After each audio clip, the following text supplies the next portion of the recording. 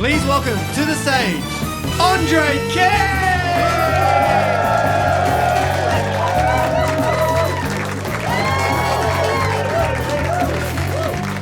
All right.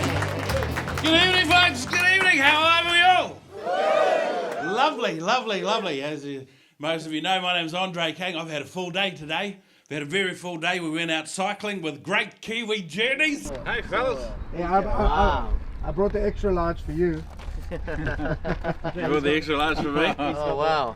You're putting him on one of those. That's a lot of lycra. Looking sexy there. Oh, yeah. Another one on there, Cobus. Huh? No, that's The all. weird thing is he didn't even know we were going cycling. No. So That's not the weird thing. that is not the weird No, thing. the weird thing is these actually belong to my wife. Stop looking down. I know, Yeah. it's very distracting, isn't it? Yeah, It's very- So, Andre, it's nice to see you. yeah. Yeah, I don't know if you guys can tell, I'm not built for cycling. Like, I'm kind of built for comfort. That's kind of what I do, and they gave me an e-bike. I thought it stood for electric. No, E was the sound the tires made when I sat on it.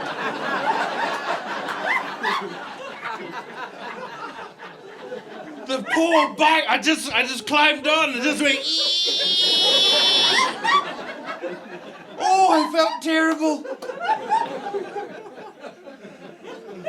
You know, as a comedian, we kind of hope to be on the thing with Jerry Seinfeld, comedians in cars getting coffee. No, today we had comedians on bikes having heart attacks. That was me, you know. And we had a South African guy. What's it, Cobus? Cobus, yes, Cobus. I don't know if you've ever received instructions from a South African before, but it's terrifying, isn't it? It is. These are your gears here on the right. Make sure you don't mix them up with the turbo. Don't go turbo. Look at the size of you. You won't get up the turbo.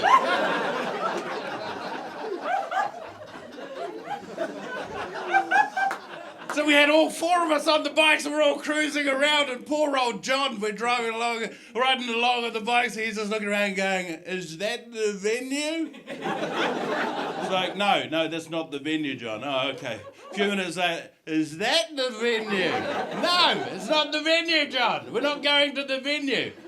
A few minutes later, how long do we get to the venue? Like, we're not going to the venue, it's just a bicycle ride.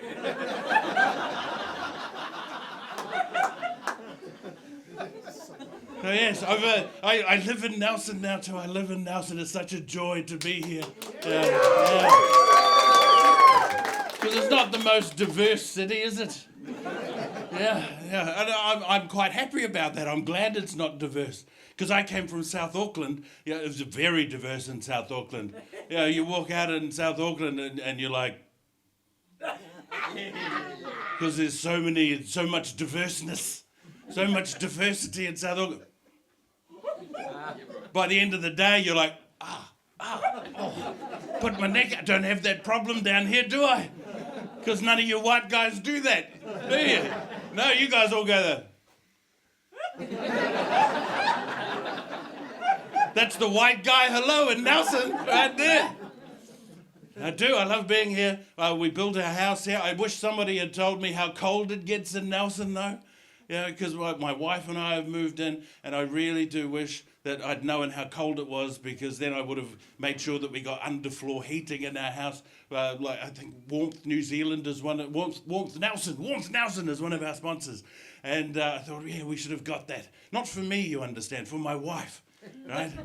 Because she's wonderful. I love her very much. I love my wife very much. Yes, she has. She has this mischievous twinkle in her eyes, and she's got a very playful, sexy smile as well, and the feet of a cadaver. Just.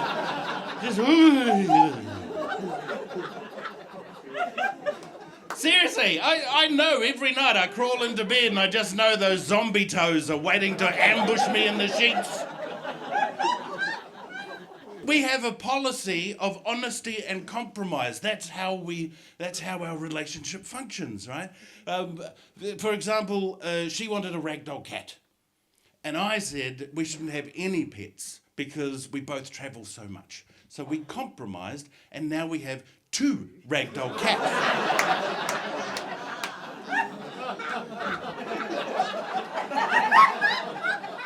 I don't even like them. The ragdoll cats. They always come up to me while I'm trying to prepare dinner, and they're like, hey, we like chicken. You should give us some chicken. I'm like, I'm not giving you any chicken, all right? My wife already looks at my food like it's her tasting plate. Always constantly eating stuff off my plate. I'm not giving you food eat as well. You know? I don't know why she chooses the food off my plate. It's not like I wanted 86% of that steak. I wanted the steak. But no, she's got to take a little taste. It's a little taste all the time. It really winds me up. And now I've got the cats. The cats are wandering around. Oh, we like chicken. I don't care. But they're annoying, so I dropped them on the floor. And then they look at it, and they look at me, and they go, you know, the nice one, the one with the dead feet, yes. She normally puts it in our bowl. It's like, so I pick it up and I go, put it in the bowl. And then they come over and they look at the bowl, and then they look up at me and they go, I'm not eating that, it's been on the floor.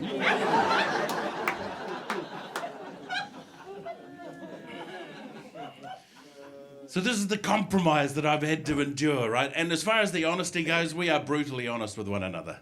I'm serious, man. You would not believe how brutally honest we are. We were watching live at the Apollo one night, and there was this fantastic actor on. His name's Terry Alderton. Look him up. He's amazing. We're sitting there watching the show, and she turns to me and she says, "Oh, that is the funniest comedian I've ever seen."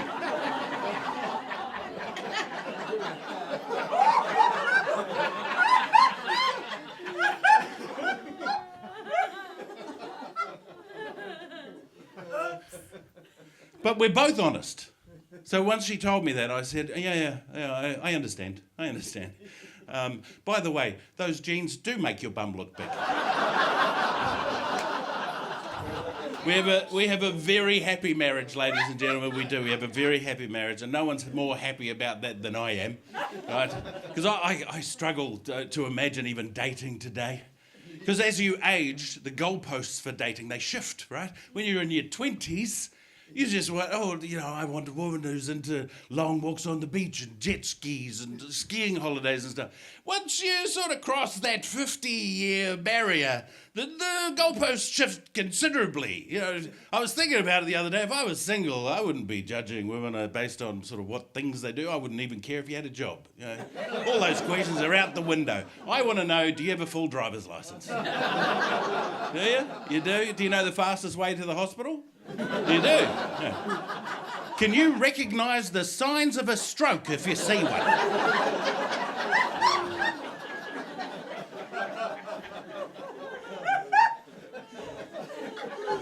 I actually work as a voice artist as well, and I've done lots of different voices. I was the voice of McDonald's for a long time. You know, that whole, the spicy McChicken is back at Macca's. That's me, you know, on the radio and the TV and whatnot. And I've done villains, you know, I'll get you, get it. You know, I've done heroes as well. This is a message that goes out to the Autobots taking refuge amongst the stars. I've done all sorts of different voices and stuff. But my favourite by far is when I got to play the voice of Santa. Yes, it was wonderful because I recorded a message and kids could ring the Santa hotline. They could ring the Santa hotline and they'd get a recorded message, and it was me. It was me just going, "Merry Christmas, it's me, Santa. I'm sorry I'm not available to take your call right now. I'm currently on holiday with Rudolph. But if you leave a message at the tone, I promise that I'll do everything I can to make this Christmas special for everyone. Merry Christmas." Yeah, it's a nice thing, right? It's a nice thing. The problem was that when my friends found out that I was the voice of Santa, they all changed my name in their phones from Andre King to Santa.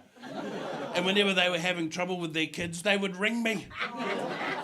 Not answer the phone. "G'day, Tony. How you going, mate?" And you go, "Oh, hello, Santa." It's like, "Oh, Santa, are we having trouble with Mia?" "Yeah, seems Mia doesn't want to go to bed." "Well, you better put her on then."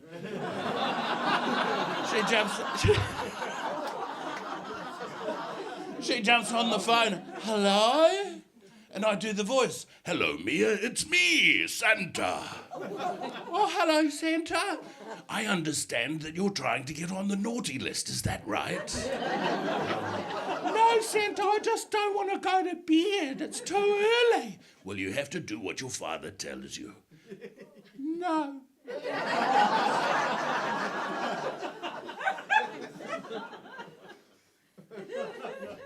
Well, do you know what I'm doing right now, Mia? I'm burning your Christmas presents. Ooh,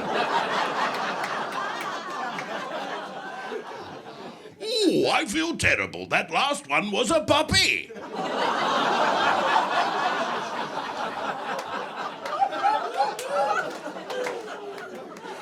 No more phone calls from Mia. The thing is, right, when you're doing this for a job, travel is the big thing. Travel, I love traveling. I was on a cruise ship recently, and I put the question out to the audience. I said, I read a study recently that America had slipped in the world standings for English and math from 7th in the world to 25th in the world. And this guy down the back of the room went, woo! Still top 10!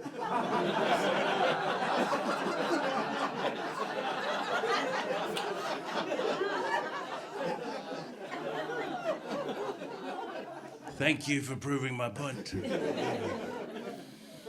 So I do a lot of work on cruise ships, and I'll be honest with you, I wasn't prepared for the age of people, right? Like, until I started doing cruise ships, I didn't realize how old people could get.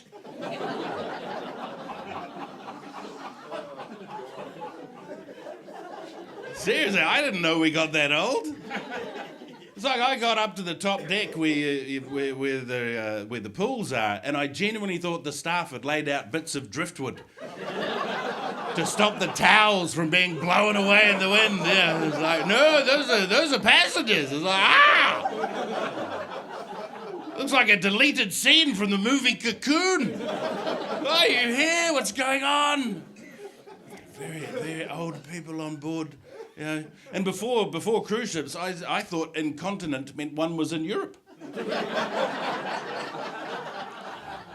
That's not what it means. The closest, you can understand the confusion, right? Because European.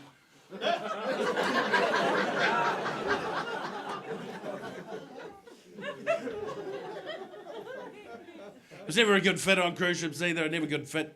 Because you get on board and you wander around and you do a show and then people realise you work on board, so then they start asking you questions about the ship. This guy came up to me and he goes, mate, why do the toilets keep blocking on board? I don't know. I just made up an answer. I don't know. The captain's log. Oh. Well, it was pretty funny, so I thought, I'll put that in my show tonight. And so I did that joke in my show, and I did not realise the captain was in the audience. And after the show, the captain came backstage, this little Italian fella, and he says, you come on board, you make a joke about me, the captain. I know like this. I know like you. In fact, I want you off of my sheep. I said, mate, I don't know what you've heard about us Kiwis, but I've never even met your sheep.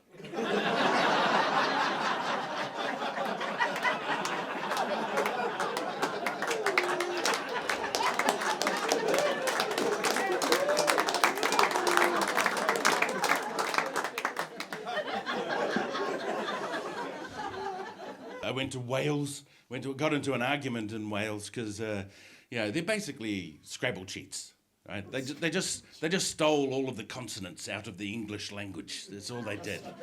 And I got into an argument with this guy because he tried to tell me that the longest place name in the world was in Wales, and I had to correct him. I said, mate, it's not in Wales, it's in New Zealand, okay? And he says, no, it's a well-established fact. Right, the longest place name's right here in Wales. I said, well, what's the name of it? He says, it's Llanfaia, Pwth Gwyngaeth, Go Gereth, Undroth Thilioch, Gogl Goch. I said, mate, that's not the longest place name, all right? The longest place name's in New Zealand. He says, all right, then what's the name of it? I said, well, it's Te Tamatea Whakatangianga, Ko Wawawa Tamatea, Piki Mono Horonuku Pokai Whenua Ki Tana Tahu. You know what he does? He looks at me and says, there's no way that Te Tamatea Whakatangianga Ko Wawa Tamatea Pekimono Hurunu Kupokai Whenua Ki Tana Tahu is longer than Thranvaya Putukunget Kogere Tondo Totelia Kogogoch. I said, are you insane? Of course Te Tamatea Whakatangianga Ko Wawa Tamatea Pekimono Hurunu Kupokai Whenua Ki Tana Tahu is longer than Thranvaya Putukunget Kogere Tondo Totelia Kogogoch. All right? Thranvaya Putukunget Kogere Tondo Totelia Kogogoch is only 79 letters, whereas Te Tamatea Whakatangianga Ko Wawa Tamatea Pekimono Hurunu Kupokai Whenua Ki Tana Tahu is 116 letters. You can count them. He says, that's not a real place. I said, it is a real place. I've been there. There's a big long wooden sign that says Te Tamatea Whakatangianga Ko Wawa Tamatea Pekimono Hurunu Kupokai Whenua Ki Tana Tahu. And at the end of it, it says population 63. And when you arrive, you got to flip it to 64. You get your photograph taken, flip it back to 63, and you leave.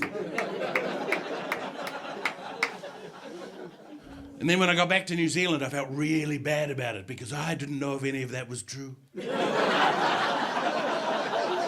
I've never been there. The only reason I know the name is because when I was a kid, my uncle taught me how to say it, and I've only recently found out that he had a stutter.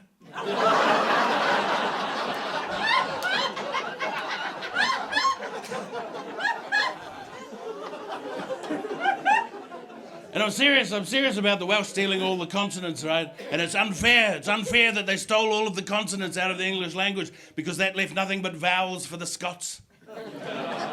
If ever you find yourself in Scotland, that's all you have to remember. Remember your vowels. That's all I heard the entire time I was there, wandering through the streets of Glasgow. Guys yelling at me, hey, you! Aye! Oh!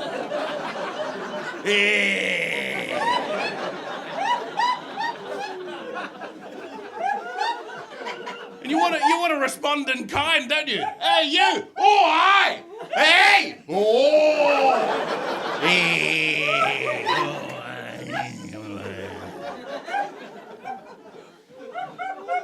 And they were very different people. They were very different people from the Irish, aren't they?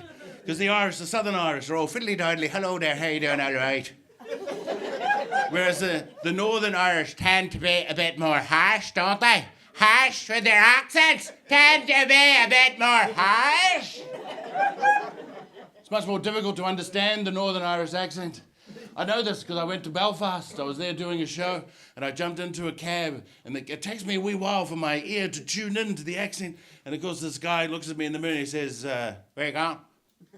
I said, oh, we're going to the Empire Tavern in Belfast. He goes, all right, hey, Empire Tavern, hey, all right, yeah, lovely, Empire Tavern, oh, it's lovely. We're driving along and he says, where Tavern? I said, I'm sorry, what? He said, what happened? I said, oh, what? Sorry, I didn't catch it one more time. He says, first time in Northern Ireland. How'd you guess? Says, are you a Catholic?